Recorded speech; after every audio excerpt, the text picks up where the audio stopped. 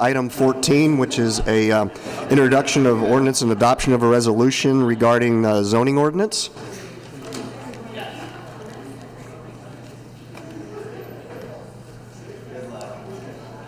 You don't look like Amy. It is, and we will start with disclosures. Just staff. Staff. No contact. No contact. Jeff?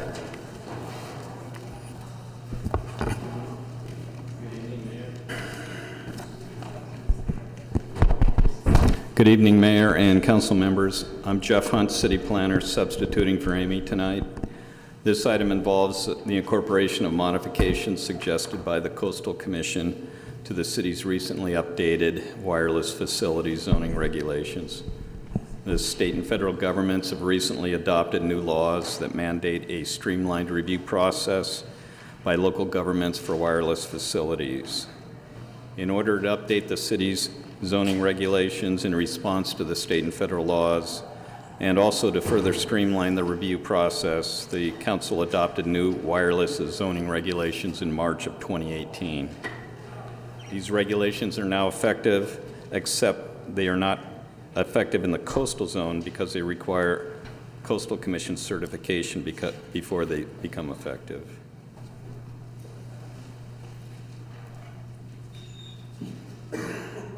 In October of 2018, the Coastal Commission approved the city's zoning regulations with 2 suggested modifications.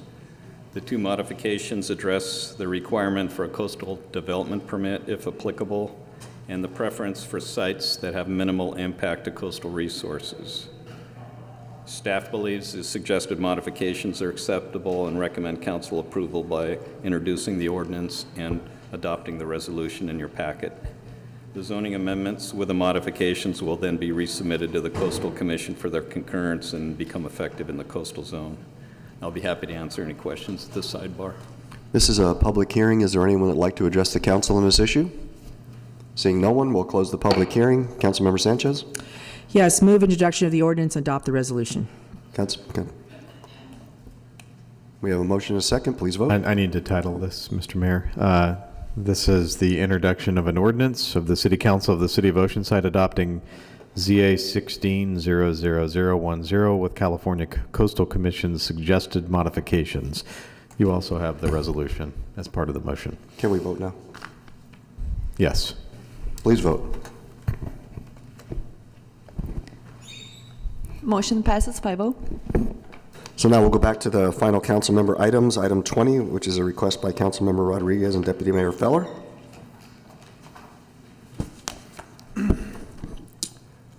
So there's a council policy 100-02, which allows council members items to be due to the city manager's office. Right now, there's about a 3-week lead time for a council member to put an item on the agenda. I'm wanting to move to change that to where it would be due to the city manager's office by 10 a.m. on the Monday, the week prior to the city council meeting for which the item is proposed, and direction is staff. So it's about a 9-day lead time.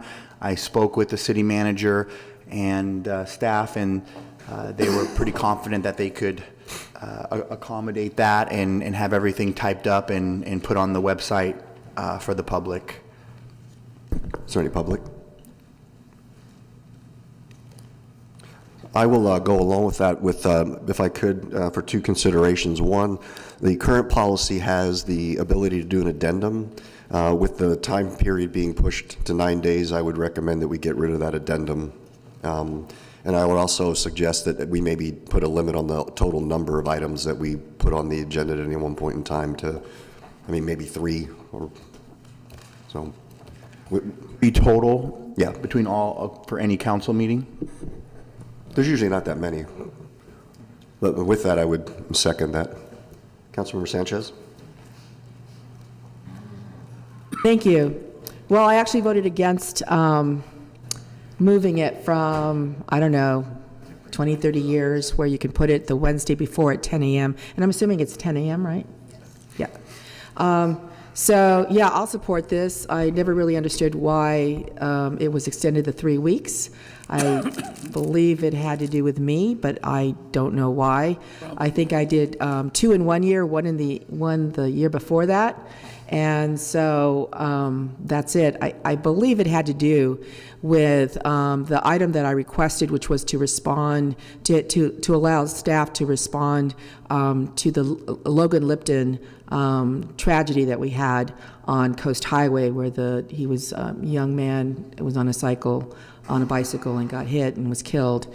And so the community was very, very upset, young man that everybody knew so well. And so I think that's what happened, is the hearing that we had was very emotional. And while all I did was say, we need to discuss this direction of staff, I think 3 weeks would have been, maybe they thought it should have been a cooling period, but I think people wanted the city to react. So I'm going to support this because I never really saw the need for extending it 3 weeks. Thanks. And the city attorney reminded me that this will have to come back with a council policy change. Well, we'll make the changes based upon your direction, put it on consent for your next meeting. Yeah, and in terms of, this is for a future, like limiting them, how many? Would that be 1 per council member then? It'd be 3 total, is what we do. 3 total, but how do you know? So I think that it would be best to do it per council member, which is what we had before. We actually had, I think, 1 per, so that would be a total of like 2 per month. So, Well, if you did 1 per council member, it'd be a maximum of 5. Whatever the pleasure of the I council don't. is, I think we should just limit them. We don't usually have that many, so, but I think it would be hard pressed to have 1 council member have 3 and, and nobody else be able to do any. Councilmember Feller? One person doesn't have any say. It takes 2 anyway, two council members to put it on an agenda. Well, I'd like to change But that too. what I would like to know is when we put this in place. Honorable Mayor, council members, we could bring it back at the meeting, your next meeting on the 27th on consent. Thank you. And we could start implementing it now if that's your pleasure, but we just need to formally amend the council policy, and we can't do that just because It's a an item. policy. Yeah. Yeah. Councilmember Rodriguez? So just so I'm clear, on the motion we're making is a maximum of 3 council items per council meeting, council items per meeting, 9-day lead time, and no addendum policy. The addendum policy would be removed, correct? And if that becomes a problem, we can always No, look at changing so it. I moved, again, Addendum. motion And I'll on second that. that. Please vote. Motion passes 5-0.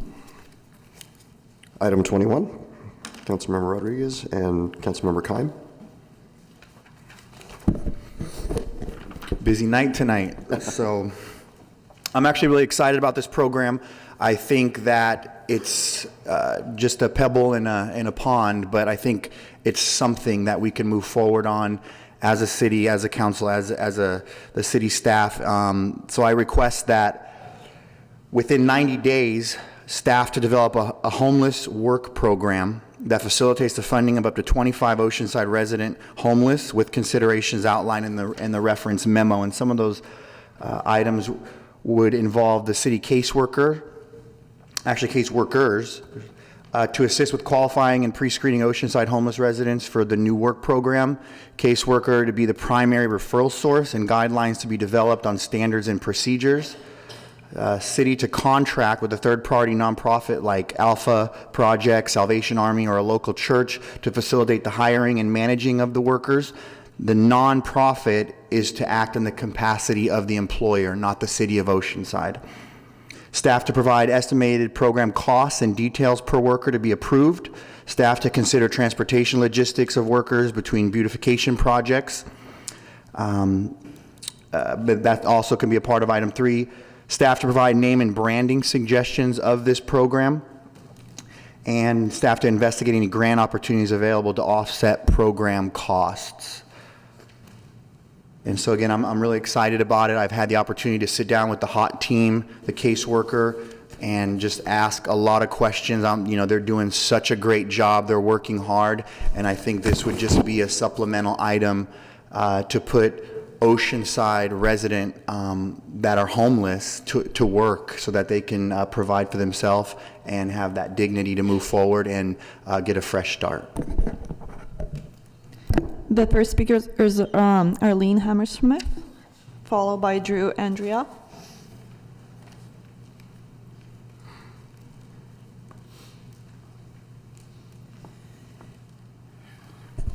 Council and Mayor, good evening. I want to congratulate our two rookies for bringing forward a little out-of-the-box thinking.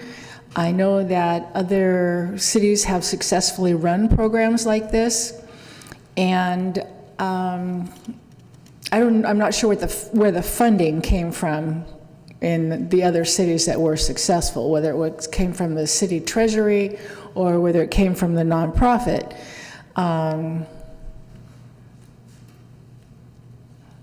It seems to me a nonprofit might have to have extra money to take on an extra requirement, so there might need to be some incentive in there somewhere. But also want to tell you just a quick story about the homeless guy that used to camp out on the Bank of America parking lot that I would run into on Thursday mornings. And I walked by one time and I just told him hi. He was like, holy cow, somebody said hello to me. The next time I would always pick up trash on my way to the farmer's market. Then I asked, next time I picked up trash, I walked by and I said, good morning, how's it going? Pretty good. He's still like astounded that anybody's talking to him. And then I came back from the farmer's market and I said, so is this your place? Because I could tell he was sleeping there. And there was trash all around, all over, everywhere. And so I asked him, how close is the nearest trash can? It was right over there by Tasty Freeze or whatever that fast food place is across the street. I said, well, how about helping me keep this section of the road, just this sidewalk, a little cleaner? He said, at least he's making eye contact with me, right? And so next week I came by and I said, how's it going? He goes, good. I said, the place really looks better. He'd picked up all of his trash, all of his, frankly, human defecation, and his bedding was hidden. It wasn't obvious. And I said, it looks good. He goes, I like it too. And there was a little sparkle in his eye. And so for the next 3 weeks, we just talked. But there was a connection, and there was pride, and there was, instead of being, just humbled down and ignored by the majority of people. So I think this is a win-win. I congratulate you on bringing it forward, and I see only good possibilities. Thank you, gentlemen.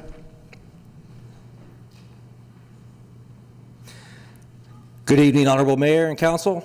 I'm just going to piggyback on what Arlene said. I think this is a great program. I'd like to recognize Mr. Keim and Mr. Rodriguez on bringing something like this forward. I'd like to see the board bringing new ideas to Oceanside. I think that with putting a program like this forward, we're going to see fiscal benefits. I'm out there in District 1, and I see every single week there's trash piling up in the riverbed. I see the crews coming out, cleaning it up, whether that's city staff or is it third-party contractors. Either way, the cost it's a burden to Oceanside. I think bringing this program forward, you're going to see a lot of the population in the riverbed and the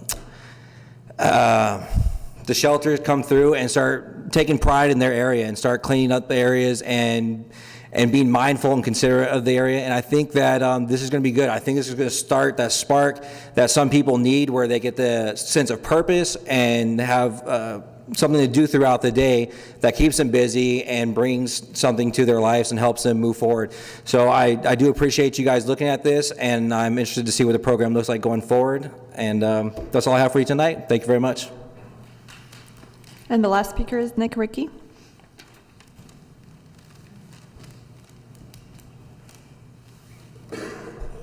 That's Nick Ritchie. Thank you. Good evening, Mayor and Council, and I too want to piggyback off of Drew. Anything that we can do that has an opportunity to bring dignity back to individuals and bring them back into wellness and bring them back into our society has merit. And I'm really excited about this. And as Drew said before, I would hope that any of the work that they would be focused on would be something that, once again, would fiscally benefit the city, such as Drew was speaking once again, the cleanup that goes on. We're paying exorbitant amounts to these subcontractors for doing the cleanups of the camps and so forth and so on.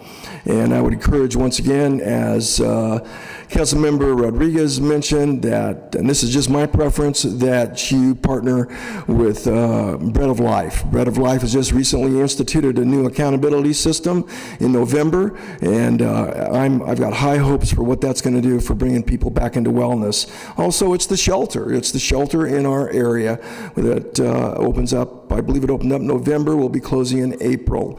So I want to encourage you once again. I really appreciate that. It brings a lot of hope to us as citizens as well, because as we can bring people back into wellness and into society, we'll have less crime, we'll have less situations, and it'll once again benefit the city greatly. Thank you very much. Councilmember Sanchez. Thank you. I actually have been talking with staff about a project for putting people to work, actually for a while now. And we had been working on trying to get a nonprofit to pick this up. We're not in a position, of course, to hire. As I understand it, we do have a soft freeze on hiring. And when I asked how many people did we replace of the 100 plus that we unfortunately cut as part of the recession, we're still down 92 positions, 92. I did ask if we had the capacity or training within the housing department to screen and qualify Oceanside homeless individuals for a work program, and no, they do not. So it would have to be something that we'd have to contract out. Do we have the funds to hire or train such personnel? We did not have a budget for this in this fiscal year. As to Measure X, I asked if we could use this, even though it's one-time funding, because it's finite, it's $77 million, and it's for 7 years, that's it. Any program after that would actually cease. So unless we were able to somehow find funds somewhere else. And so I understand that there's a potential for using Measure X money, but we'd have to find other monies beyond the 7 years. I did ask, and Marjorie Pierce, you are here, to discuss the grant that the county it's actually the state through the county is making available to cities with respect to homelessness. Can you explain to us what the status is? Yes. Good evening, Mr. Mayor, members of the City Council. Marjorie Pierce, Housing and Neighborhood Services Director. Currently, there is a notice of funding availability through the Regional Task Force on the Homeless for homeless emergency assistance programs. The window for the RFP is only 30 days. So to set up a project, Escondido was actually looking at doing this and said there is no way that they could do it within the time period to apply for funds for a new program. It's roughly $14.4 million that is going to be allocated throughout the county of San Diego. In North County, only 3 cities are eligible to apply directly, and that's Escondido, Encinitas, and Oceanside. A lot of the money that will be applied for is to do prevention and intervention programs.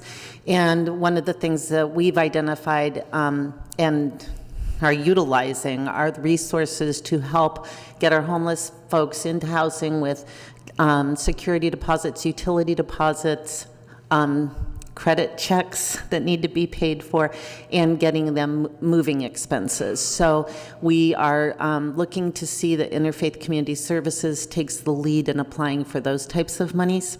As Councilmember Sanchez mentioned, it's been some time that we've been discussing doing a program to employ homeless folks. Right, what program? And it was one of the problems was identifying funding to do it. And by the way, I had talked to Bread of Life a couple of weeks ago, and they do not have the capacity to do a work program. I also talked to the Goodwill. They've indicated that they're not interested, so we need to find a nonprofit that's interested. I've worked with Alpha Project, like you mentioned, Councilmember Rodriguez.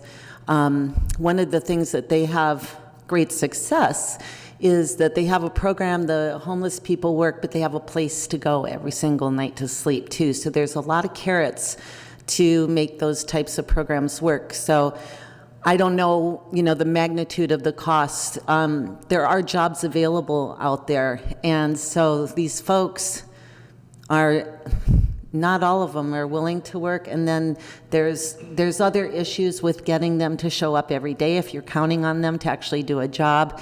And so there's really got to be quite a decent incentive for them to participate in a program like that. I know Brother Benno's helps out with resumes and with, having a mailbox and really trying to get people back to work kind of thing. If it's basically a person who, for some reason, circumstances, ended up losing a job and then lost their housing.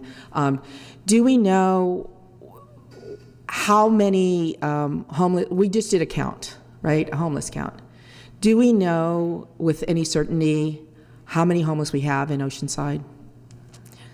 Well, the numbers that we have are based on last year's count, which was 473 that were counted in the point in time count. And the results from this year's count probably won't be available for at least 2 to 3 months is the norm. And of those, from your survey, or polling, whatever, from last year, do we know how many would be wanting to, or are seeking a job, or needing help to get a job?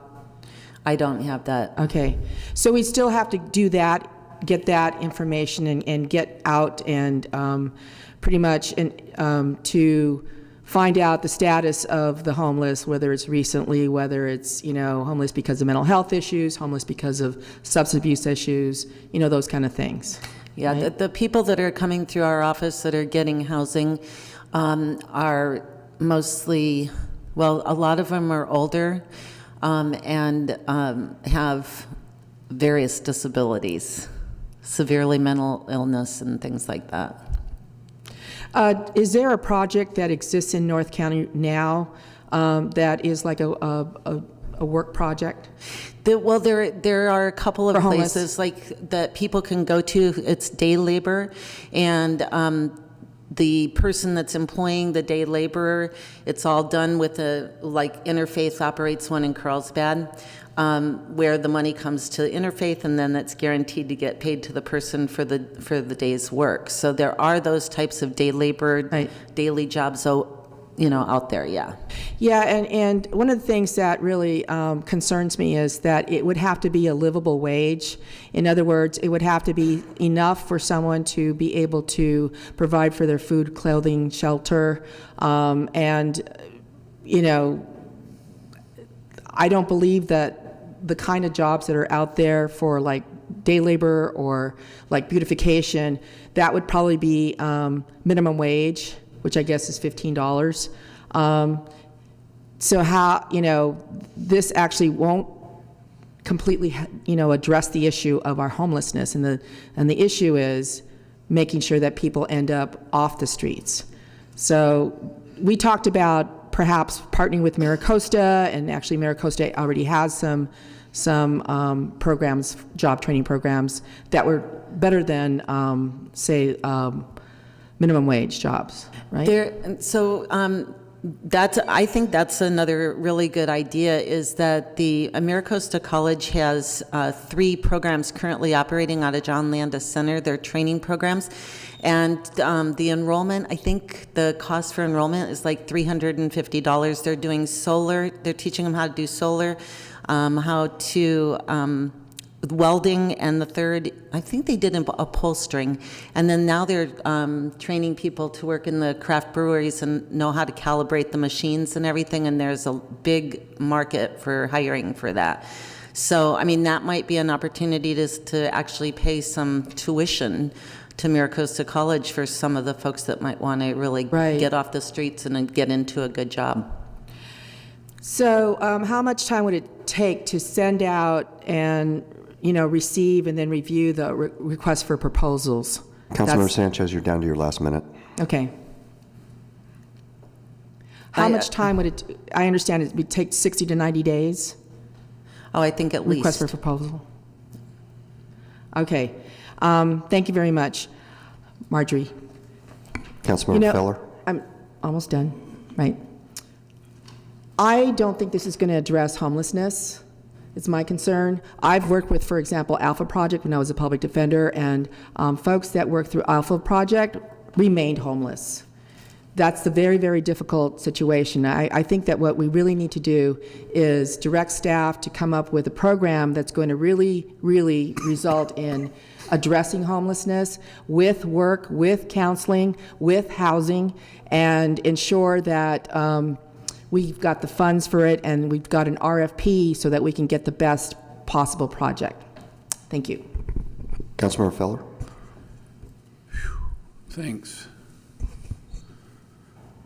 I'll try to be brief. Tim, who is the new CEO at Bread of Life, has a desire to educate and train and house up to 50, I think is the number, for beds, and at the same time they have a place to come and go from. I think it's a unique opportunity. I don't remember the combination of men versus women, but they're just looking for an opportunity to train the ones that actually want to be trained. So that's a very key thing. I think we should definitely look at Bread of Life as an opportunity to help some of the people that we're referring to here. I would encourage you to, if you haven't been to see them yet, to go see them.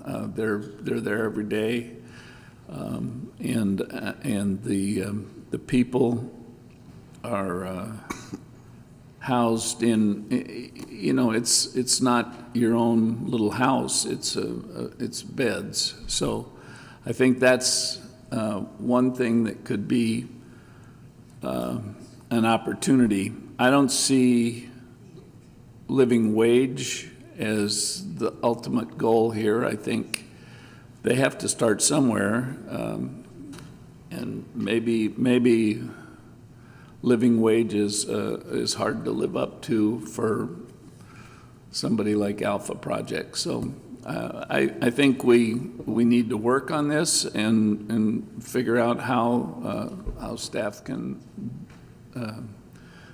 come up with a plan, if there is a plan. I'm not really sure how you end up, but I just think that it's a great opportunity to help those people that are in need. I would just like to say I think this is a very good idea. I know between the city and the nonprofits, there are a number of outreach programs to help the homeless. And I think anything we can do, if it's not 25, even if it takes 2 people off the street, I think it will have been a success. And so I'd like to see us move forward on a study, because anything we can do is going to provide some help. So, Councilmember Rodriguez?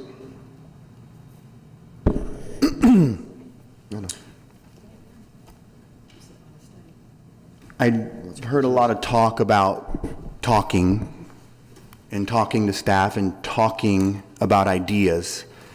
I got elected because I want to bring more than talk. I want to bring action.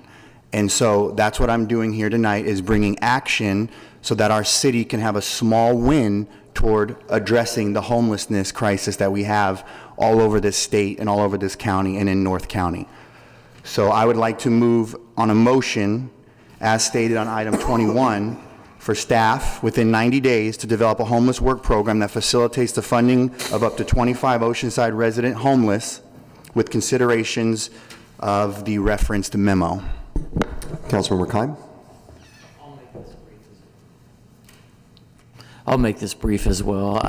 This is an issue I have a lot of familiarity with my time at the Oceanside Police Department. I worked on our neighborhood policing team, so we worked throughout the neighborhoods to try to figure out what was causing these small quality of life issues that actually end up being more disruptive than you would imagine, whether it's shopping carts, whether it's minor theft. And for the homeless problem right now it's countywide. It's not something that we are dealing with ourselves, and it's a humongous challenge, but we have to start somewhere.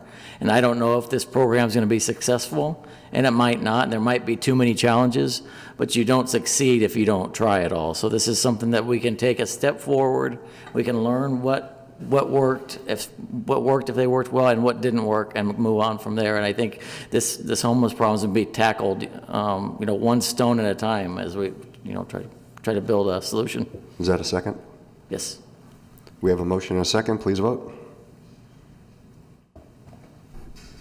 Motion passes 4-1 with Councilmember Sanchez voting no. Do we have anyone on 16?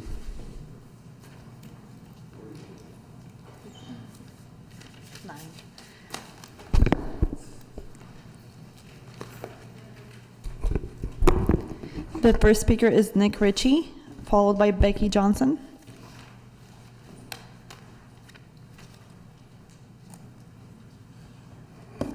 Mayor, City Council members, my name is Nick Ritchie. I live at 133 Sherry Lane.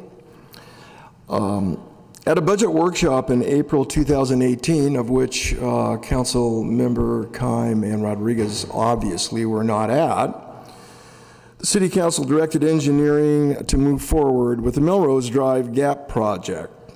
The cost, according and excluding land purchase, has risen to $42 million. Of course, each one of you are aware of our budget. $152 million comes in, $151 million goes out. This project is not needed. It is a want, and I appreciate Councilmember Keim using those very words, want versus need.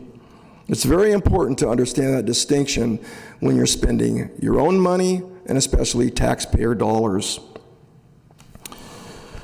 It's really, if this project went through, it would really only increase people's convenience. That's the only thing that would be met here, make it more convenient. It certainly would not make any improvement to safety or tourism. Our tax dollars would be better spent on needs that directly impact safety, tourism, and quality of life issues. And of course, the mayor kind of stole my thunder there. I was at those bathrooms this morning. And I'd invite any of you to come on down and use that bathroom and walk out feeling good about it. So knowing that the pier bridge has been declared seismically unfit, kind of shifting here, and the repairs originally estimated at $30 million must be completed in the near future. I haven't heard anybody tonight speak about that as a need. $30 million for the pier bridge. If that's not addressed, we're going to have to close the bridge. That's going to impact, once again, tourism, which is incredibly important. And then, once again, as I said before, the pier bathrooms, the police department substation, the maintenance substation, and the Tyson Park bathrooms. Once again, just sitting in the city planner's office, plans are just languishing. Everybody says we can't find any funds. Well, obviously, this is extremely important to the city. It would improve the image of our city and would encourage and maintain tourism. Right now, in the words of my grandson, who used that bathroom, why are the bathrooms so ghetto, Grandpa? Well, I didn't have an answer to that. Another thing that we need to look at is retention of city employees. There's not been a COLA raise in the last 3 years. That money would be much better well spent with those folks. Retention. We lost Zach Beck. And once again, right now the city clerk is going to get what, $25,000? Are we going to lose that new person as well? Please make decisions based on needs, not wants. Thank you.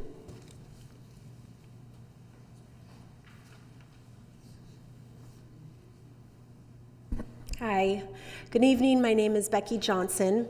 My husband runs and operates a skilled living home facility, and this business is subject to extremely detailed regulations and regular inspections. However, there are no state licensed testing facilities in San Diego County to assist with the important step of inspections with marijuana. It is important that the first marijuana business you consider in Oceanside is a testing facility so that the safety and cleanliness of marijuana sold and grown and marijuana products produced at facilities are known, because as you know, these products are taken into the body. When and if these products are tested outside of the county, they often fail because potency of THC is incorrectly noted, and purity is contaminated by pesticides and heavy metals. These failed tests are particularly high in marijuana-infused cookies and candies and have been recalled. I feel that the city's highest priority should be to the safety. A testing lab should have the highest priority in marijuana business applications. Some people claim that marijuana sales, cultivation, and manufacturing will bring in revenue to the city, but they're ignoring the cost to our communities and families. I know these costs firsthand, as I am a mother of 5 children and am raising a 2-year-old whose mother was a longtime drug user. This mother's marijuana addiction was based on the myths of marijuana use sent by the adults and $1 billion marijuana advertising industry, clearly in plain view as you drive on our highways and city streets. I fear that the marijuana industry is descending on Oceanside too quickly without the due diligence necessary for dealing with the psychoactive drug, for which a growing body of research is indicating that more harm than good comes from its use. Just like the tobacco industry, the marijuana industry will only profit if more people use marijuana for the first time, and those who already use more marijuana daily. Please consider restrictions of billboards, magazines, advertisements, special events, and farmers markets.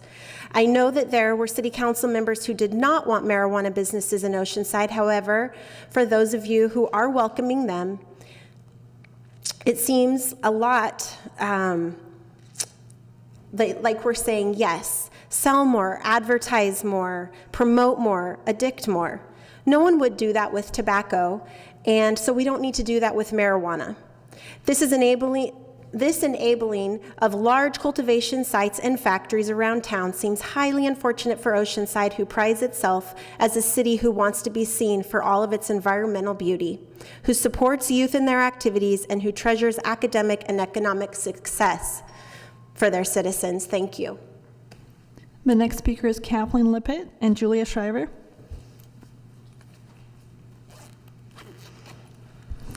Good evening, Mayor, City Council. My name is Kathleen Lippett. As a public health practitioner, I'm concerned about the potential for drug policies, though well-intentioned, go awry.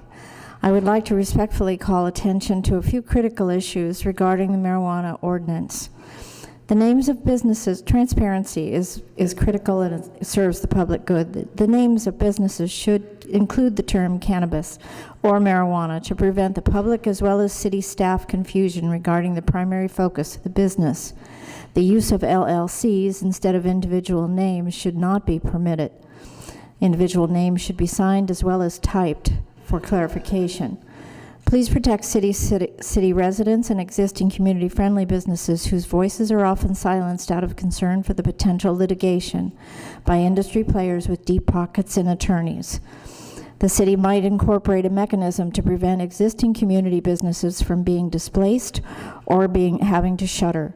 Requiring these businesses to be standalone buildings could help prevent displacement of existing tenants.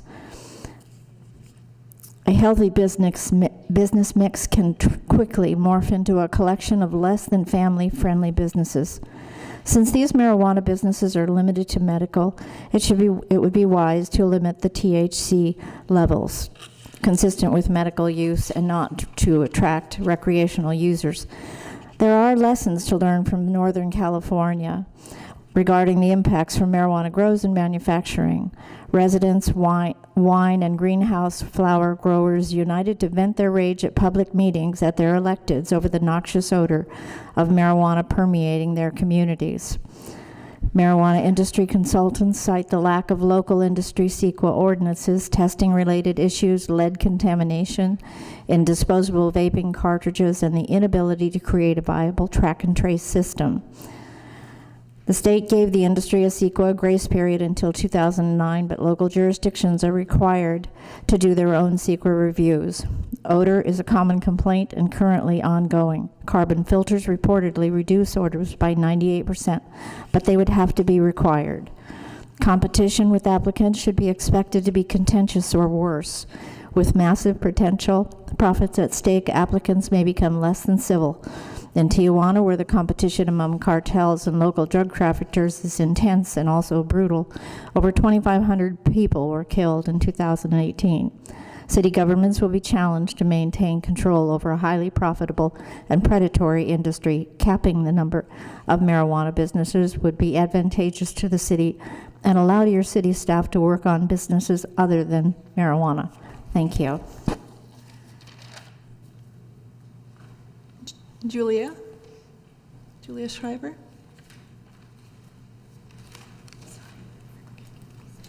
The next speaker is Tim Broom.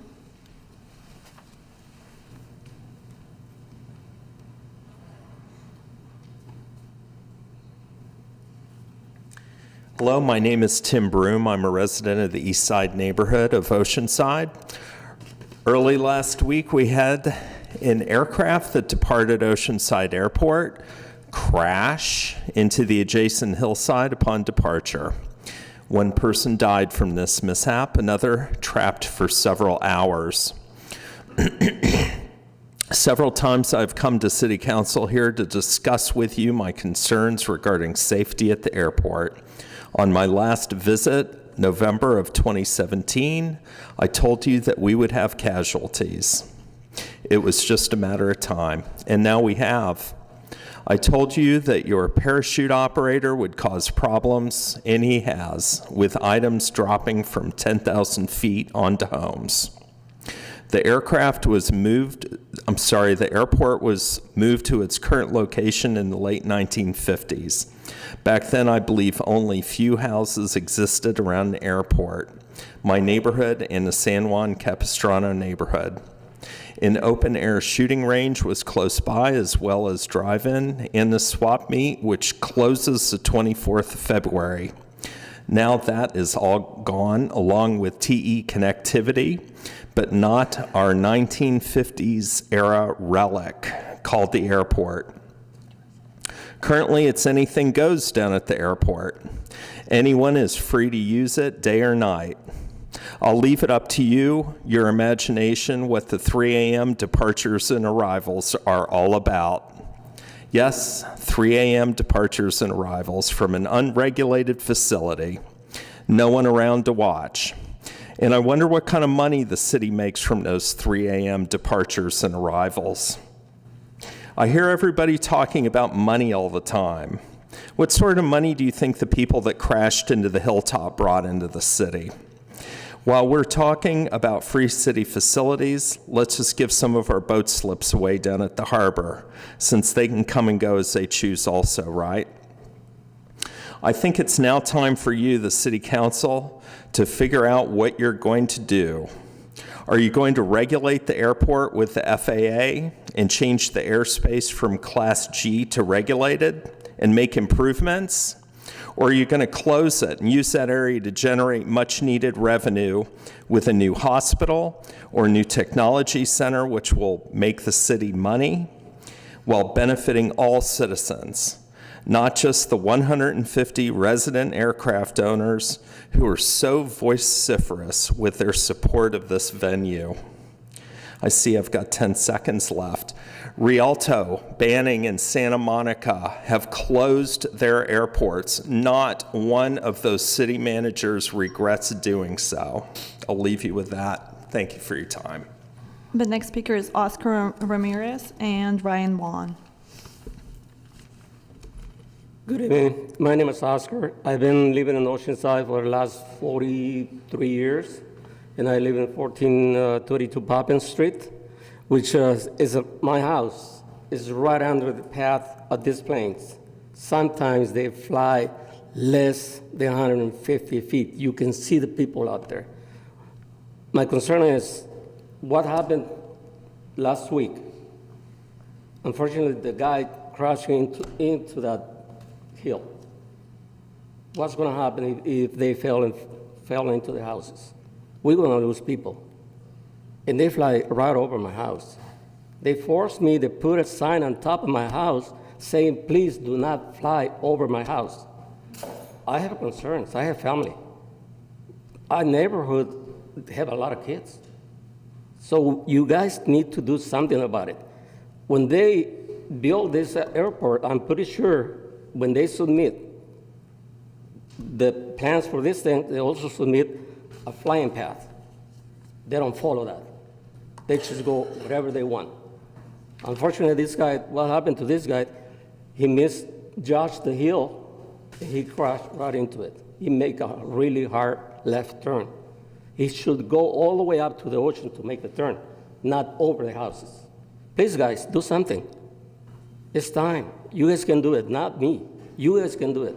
Talk to these guys. Let them know there's a path to fly, not just whatever they want. Thank you.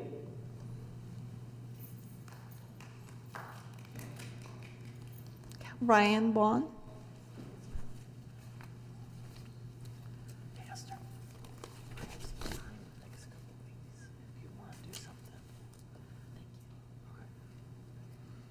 Hello, Council, Mayor. My name is Ryan Vaughn. I am a PhD economist here to speak on behalf of the Surfrider Foundation and the Climate Reality Project. I am here to ask you to direct staff to add a presentation of the completed CCE feasibility study to a future council meeting, and also please to add community choice energy as an item on the Oceanside's climate action plan. I think this is the only way to achieve the energy goals laid down by Governor Brown last year of 100% renewable energy in California by 2045. That's all I really have to say. So please add that onto the agenda so it can be presented for public comment. Thank you very much. And the last two speakers are John Water and Victoria.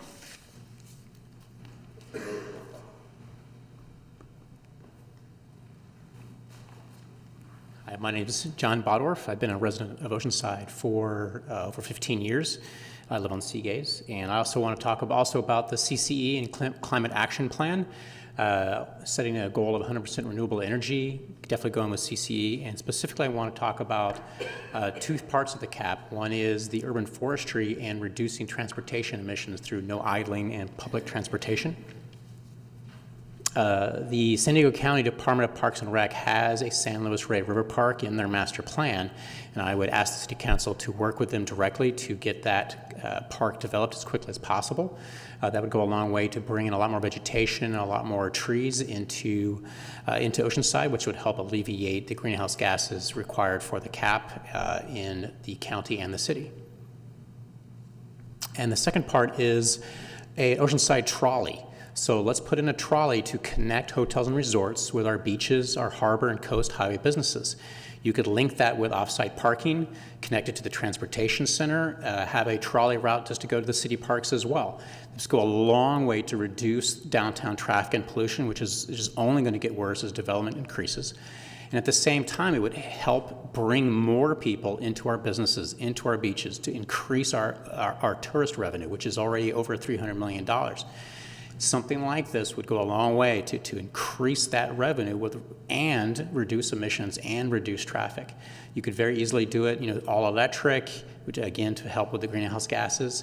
And there's grants available out there to help with the capital expenditures and something like that. And I think something like this would help bring Oceanside into the news and as a leader into, into the 21st century, that we are leading the charge into this. Oceanside has the best beaches in seriously Southern California. We have better beaches than Encinitas, than Carlsbad, and all these other cities.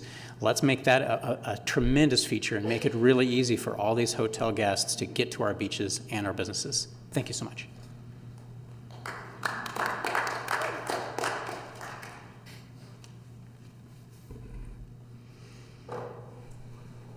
Victoria.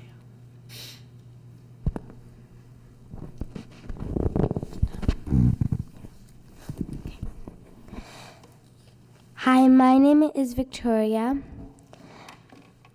from Clean Earth for Kids org. We are working for clean earth and water and land.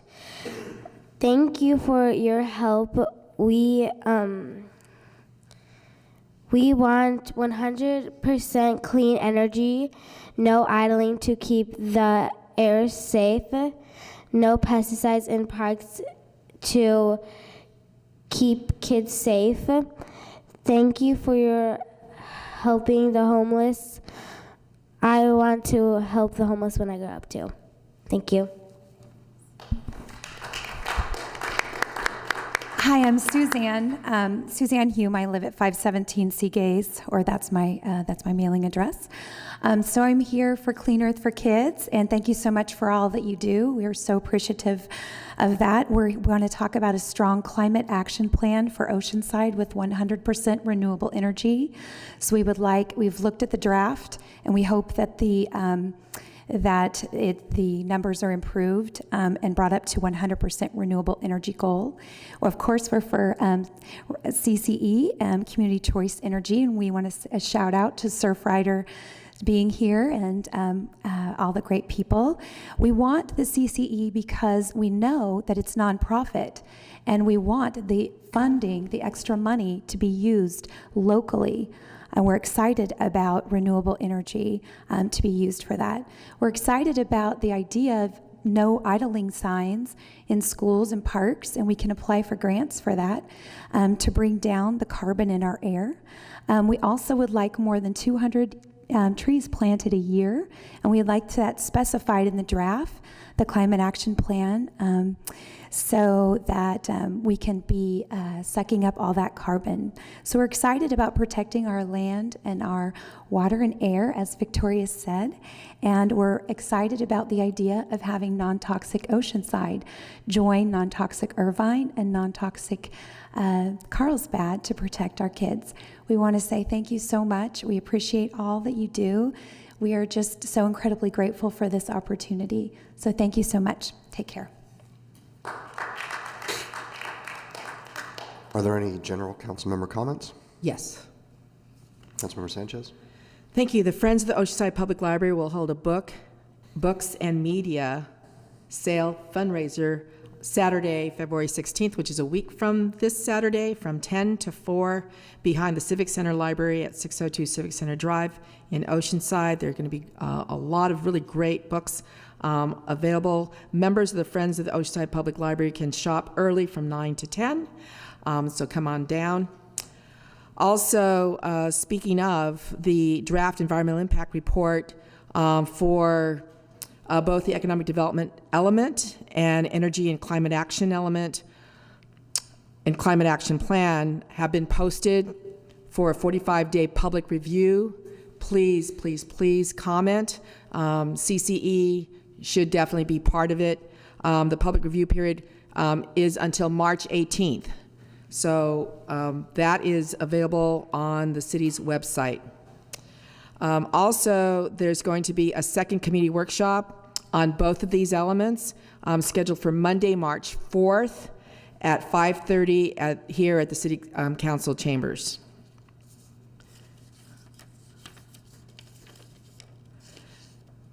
And finally, I want to express deep condolences to the Arango and Velasco Herrera families. On Tuesday, actually yesterday, we had a really bad accident on Coast and Oceanside Boulevard. 3 people, all from the same family, 3 people perished out of 6. This is, this was a horrible, horrible situation, and I'm really, really sorry that it happened. So deep condolences to the families. Thank you. And with that, we'll adjourn to a workshop at 3 o'clock on Wednesday, February 20th for the city clerk applications.